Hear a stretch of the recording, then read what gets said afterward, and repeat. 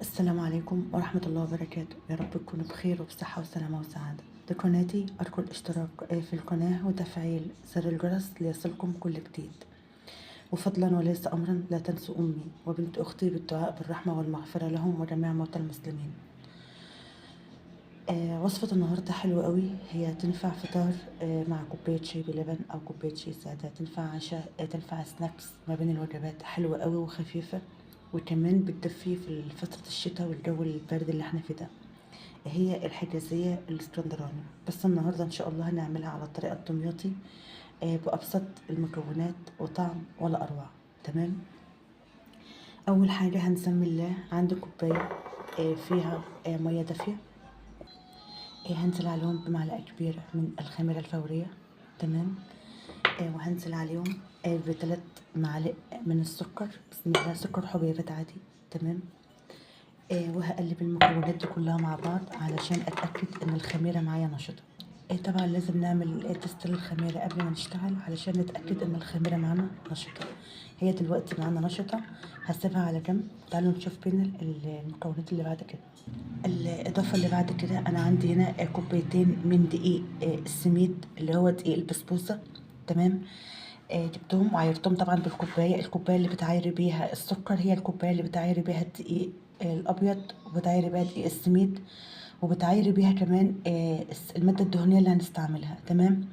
انا عندي هنا كوبايتين من دقيق السميد.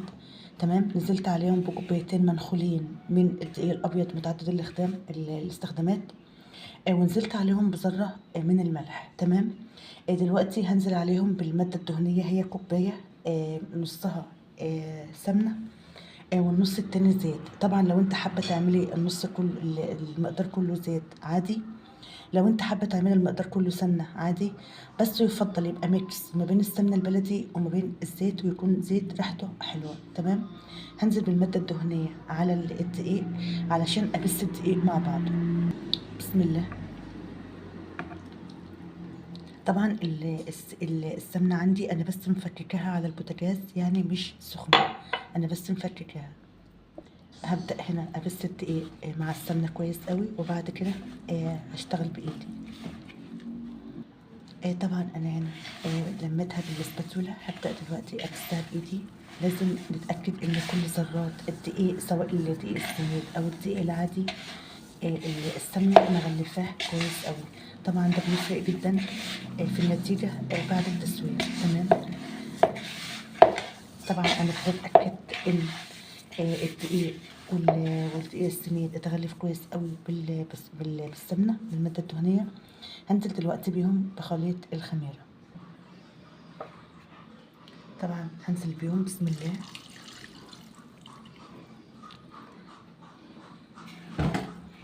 وهبدأ اقلبهم كويس قوي. طبعا عندي دقيق السميد هيشرب كل الكمية دي من المية والسوائل، لان دقيق السميد يعني بتشرب المية او المادة الدهنية بعد منها بشوية، مش في وقتها. تمام. دلوقتي بعد ما اتأكد ان السميد والدقيق العادي اتغلف بالمادة الدهنية والخميرة كويس قوي، هغطيهم بستريتش راب او باي حاجة يعني ادفيهم. طبعا عندي هنا السميد انا هغطيه بستريتش راب زي ما قلت لكم، ودلوقتي هسيبه يخمر، هياخد حوالي ساعة او ساعة ونص، لان الدقيق السميد بيبقى تقيل قوي في التخمير، فهياخد حوالي ساعة او ساعة ونص، او ممكن كمان في الجو البرد ده يروح لساعتين الا ربع. تمام. طبعا انا سبت العجينة تختمر. دلوقتي هنعمل مع بعض اجمل والذ حشوة للحجازية. تمام. اول حاجة هنسمي الله. عندي هنا كوباية ونص من دقيق السميد. تمام. بسم الله. هنزل بأول كوباية، ودي النص التاني. تمام. طبعا دقيق السميد ده مش مضاف عليه اي اضافات خالص. اول بعد كده هنزل عليهم بكوبايه من نفس الكوبايه اللي انا معايا ربات دقيق السميد، هنزل بكوبايه من السكر الحبيبات العادي. بسم الله. بعد كده هنزل بثلاث معالق من القرفه. تمام. طبعا هي الحجازيه المكونات الحشوة الأساسية هي القرفة مع دقيق السميد مع السكر بس. في ناس بتحب تضيف معلقة كاكاو بودرة، هي بتبقى جميلة جدا بصراحة. بس أنا عندي يعني ولادي مش بيحبوها في وسط الحشوة دي. تمام. هي احنا بنستعملها علشان بس بتعزز اللون بتاع الحشوة. تقدر تستغنى عنها، تقدر تضيفيها براحتك خالص، لكن هي اساسا الوصفة الأساسية هي دقيق السميد والسكر والقرفة بس. تمام. كده قلبتهم كويس بالشكل ده. عندي هنا كوباية من المية، هاخد منها حوالي 3 معالق بس علشان انديهم انزل بهم يعني على الخليط ده، بحيث ان هو يند معايا. تمام. بسم الله. طبعا الخليط ده يعني بيبقى شبيه كده للمندي معاكي، شبه الرملة المبلولة او المندية. تمام. طبعا احنا بنحط المية علشان الحشوة تتماسك معاكي، ما تبقاش مفرفتة او تقع منك اثناء التسوية، او تتحرق معاكي، او اثناء التقديم ما تقعش منك على الارض. تمام. هو ده شكلها بعد ما ضفت لها نص كوباية المية. طبعا انا نزلت لها المية بالتدريج مش مرة واحدة، لان لها يعني قوام تقدر تتحكمي فيه بالشكل ده. تمام. طبعا لو حابة تضيفي كيس الفانيليا بيديلها طعم حلو برضو بعد التسوية، ولو حابة تضيفي جوز هند برضو براحتك، تحري ترجع لك برضو بيديلها طعم جميل. بس انا بصراحة بحب استكفى يعني ايه، ساعات بعملها بالجوز الهند وبالقرنفل بجوز الهند والفانيليا، وساعات بحب اعملها كده بالطريقه الاصليه بتاعتها. تمام. يعني بحب انا العب في المكونات على حسب اللي بيحبوه عندي. تمام. هنركنها على جنب وتعالوا بينا نشوف الخطوات اللي بعد كده. هنا طبعا العجينه اختمرت معايا، قعدت حوالي ساعتين الا ربع.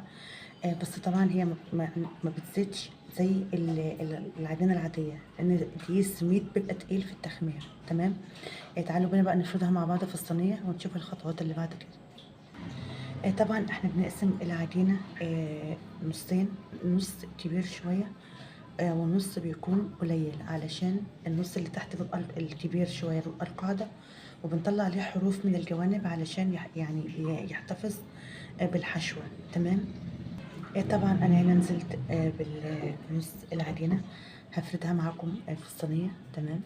طبعا انا بفردها في الاول بايدي، تقدري تفرديها بالنشابه، وتقدري برضو تفرديها على ورقه زبده او كيس نايلون وبعدين تنزلي فيها في الصينيه.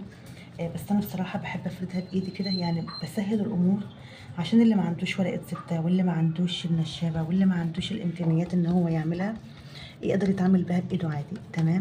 انا بفردها بايدي بالشكل ده. وطبعا يعني ايدي بتتحسس المكان، لو في مكان عالي انا ببططه شويه، في مكان رقيق انا بفرد عليه العجينه بزياده كده يعني. تمام. بعد ما ظبطتها بالشكل ده وسويتها بالشكل ده. تمام. دلوقتي هنزل بالحشوه عليها. طبعا هنساوي الحشوه وطبعا يعني هنحاول ان احنا يعني نبقسها بحيث ان هي تبقى مضغوطه مع الصينيه ومع الحشوه اللي تحت ومع الطبقه اللي تحت. تمام. هنسويها واظبطها وارجع لكم تاني عشان ما اطولش الفيديو. طبعا دلوقتي انا فردت طبقه القرفه بالسكر بدقيق السميد اللي هي الحشوه على الجزء التحتاني. دلوقتي هحط الجزء اللي فوق تاني وهفرده وارجع لكم تاني. طبعا لو انت مش هتقدري تفرديها على الوش على طول مباشر، تقدري تفرديها على ورقه زبده او على كيس تلاجة، تقدري تفتحيه وتفرديه على قد الصينيه وبعدين تقلبيه على الوش، هيبقى معاكي سهل جدا ويبقى بسيط. تمام. هفردها على الوش هفرد الوش التاني عليها وارجع لكم تاني. طبعا الحجازية بتاعتي ما شاء الله اللهم بارك طلعت من الفرن. شايفين اللون ما شاء الله حلو قوي بجد، يعني ربنا يبارك ويديمها نعمة ويحفظها من الزوال يا رب. حلوة قوي وريحتها حرفيا قلب البيت. طبعا احنا كنا مقطعينها قبل ما تدخل الفرن. تعالوا بينا كده نطلع قطعة مع بعض. بسم الله. طبعا هي باردة تماما.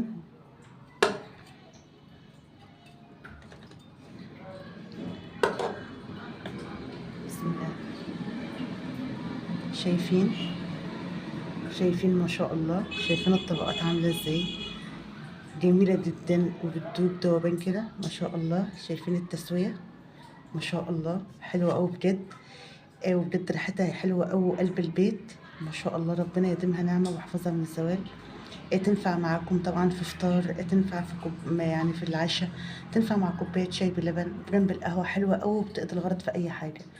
بكده يكون فيديو النهاردة خلص. أتمنى يكون نال إعجابكم، أرجو الاشتراك في القناة وتفعيل زر الجرس ليصلكم كل جديد، وفضلا وليس أمرا لايك وشير، ودعوة لأمي والبنت أختي بالرحمة والمغفرة وجميع موتى المسلمين. دمتم في حفظ الله. السلام عليكم.